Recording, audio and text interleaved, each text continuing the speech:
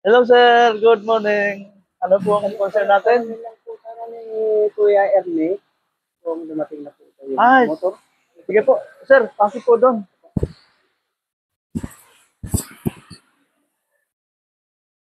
Boss, nalalakad mo. Magbablog tayo mga kapryon ha. Kasi Yun. nagbablog tayo dati, naka-shorts, naka-helmet. Sabi ng mga viewers natin, kapryon, mukhang malayo sa katotohanan. Dito tayo. Meron tayong ibablog dito mga kapryon. Ito ha. Halika dito, tutukan mo ito kapryon ha. Ito kasi kapryon, itong walk-in, hindi naman. Upright chiller. Ito kasi Caprion ay may gumawa na. Sabi ng customer, pabalik-balik yung gumawa. Tapos, dinala sa atin, tumawag. At ito yung findings natin mga Caprion ha. Tutukan mo ito Caprion. Una-una, nagdagdag na siya ng capillary tube. So kung ano-ano na sigurong remedy ginawa ng ating Caprion, so hindi makana-kana. So ang gagawin natin dyan, number one yan, pag ang customer kasi, pag dineliver mo ilang araw at hindi na naman lumalamig, ang problema dyan, nagkakaroon ng barado ang system yan. Ito sabi niya, ito, umaandar ka, pre yun, itong blower na yan, umaandar siya pero hindi lumalamig. So, dito tayo nakakonsentrate. Ito yan.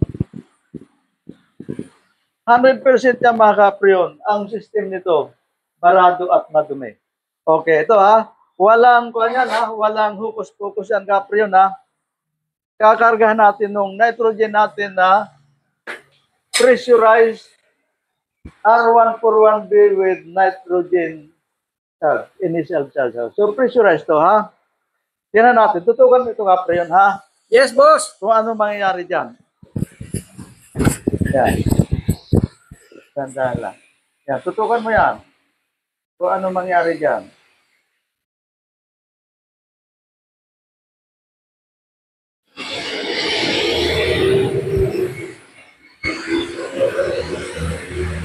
Ayan.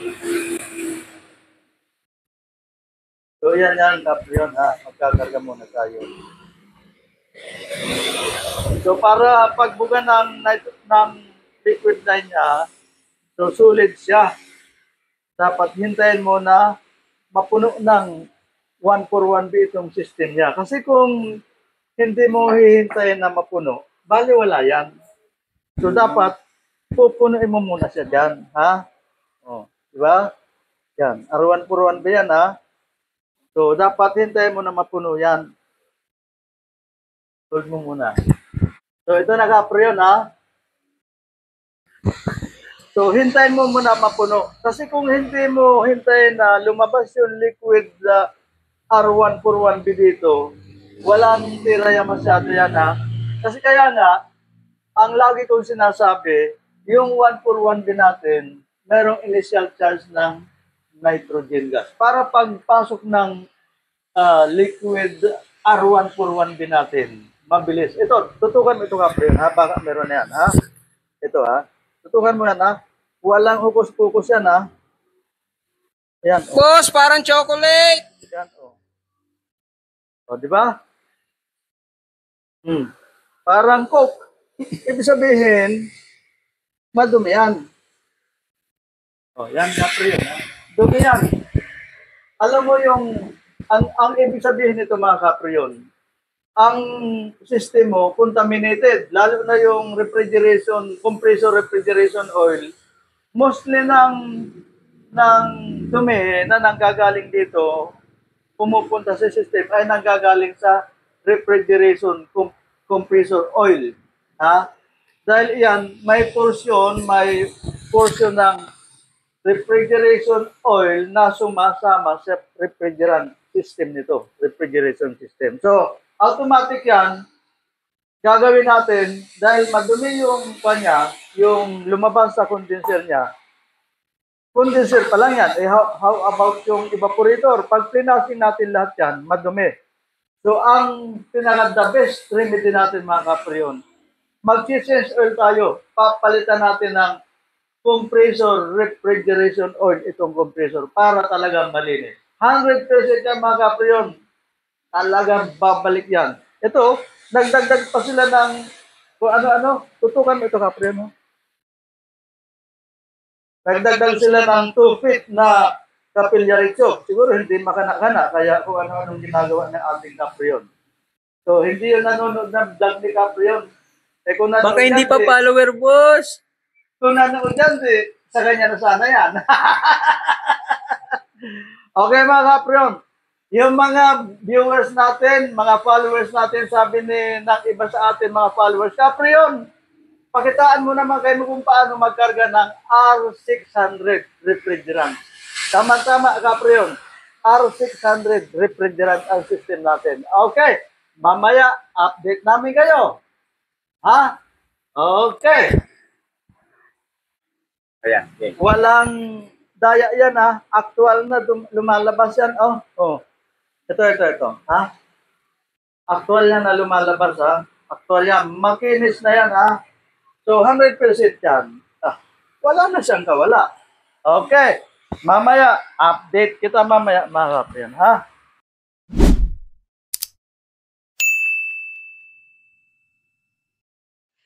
Boss, startup na ba, boss? Ayan. Tama-tama. Start up na tayo mga kapriyon, ha? Ito, special request ng ating top follower. Sabi niya, Caprion, baka pwede pakitaan niyo naman kami kung paano mag-charge ng refrigerant R600. Okay, ito ha.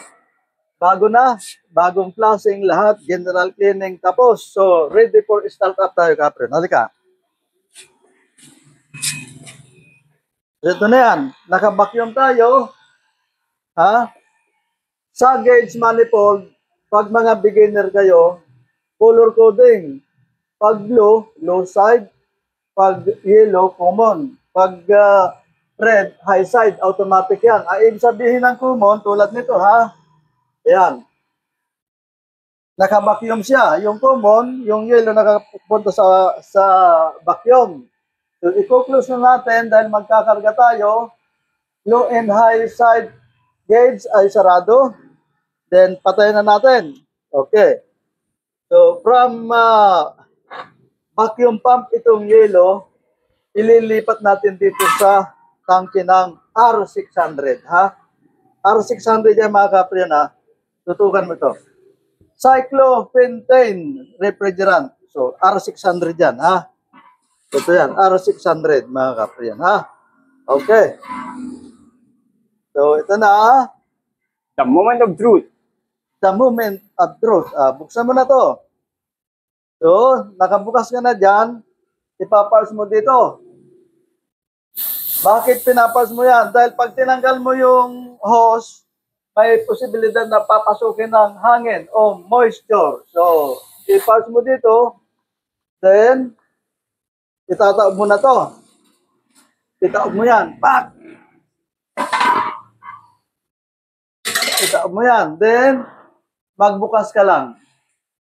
Yan. Magbukas ka at least magbilang ka ng 15 seconds. 1, 2, 3, 4, 5, 6, 7, 8, 9, 10, 11, 12, 13, 14, 15.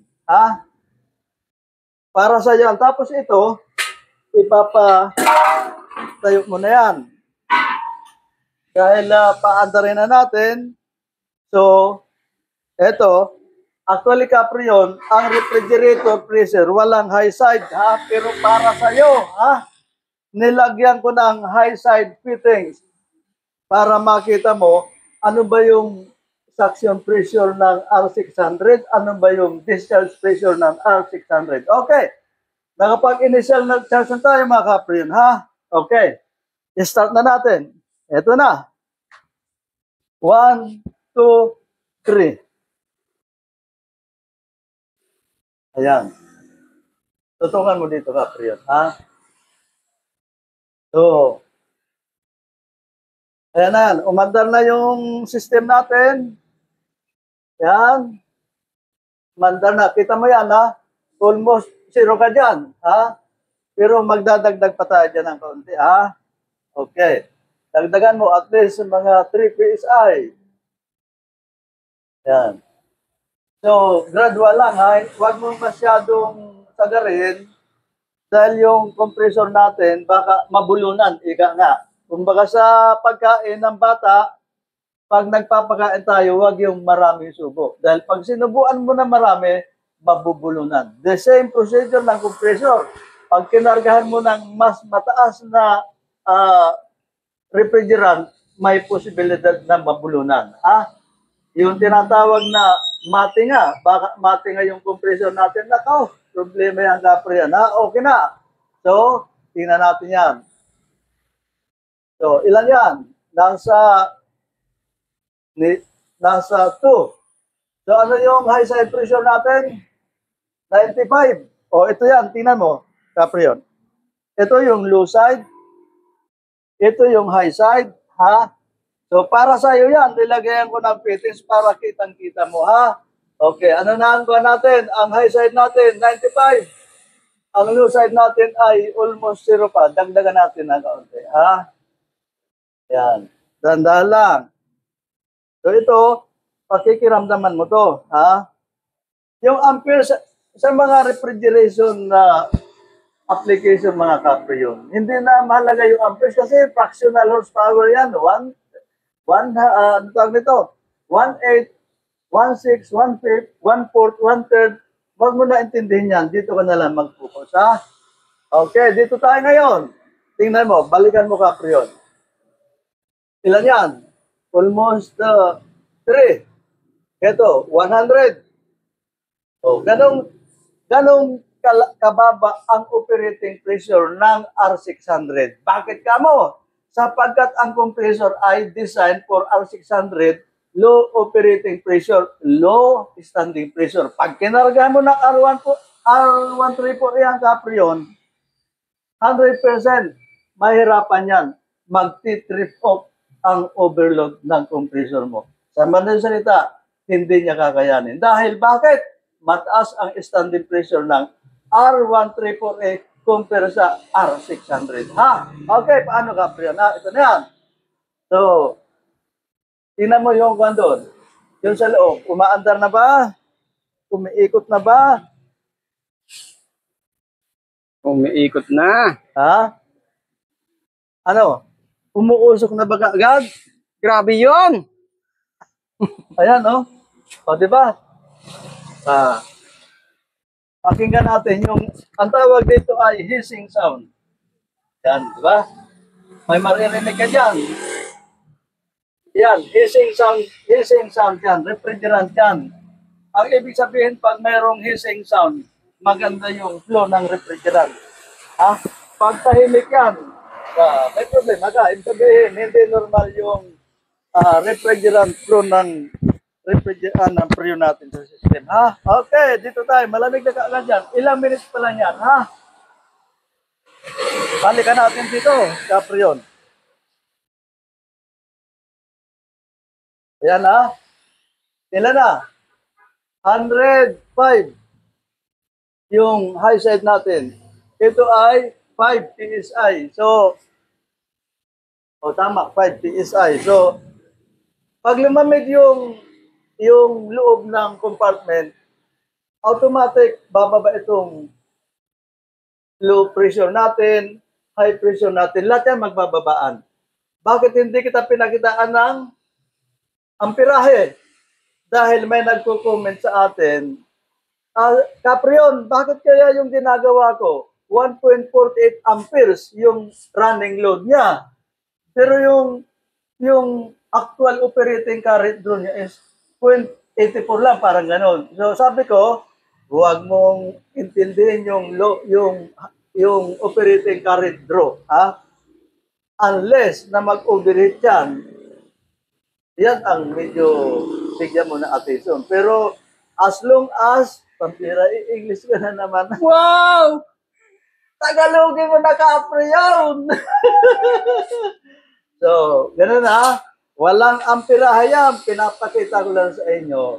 Sa mga refrigerator, ulitin ko, compressor, hindi na kailangan yung mga amperahe na yan. Yung current draw, hindi na. Dito ka lang mag-focus dito. Hi-in-law ka lang, tapos ang usapan dyan, ha? Okay mga kapre, paano? Ha? Comment lang, commentan ng ulit. Comment lang. And higit sa lahat, i-follow natin to sa YouTube natin. Walang putol yan. Kompletong detalyado yan. Complete details, nandun doon lahat. So, kapre yun, ha? Subscribe na! Subscribe na kaagad, ha? Okay. Paano? Salamat and God bless.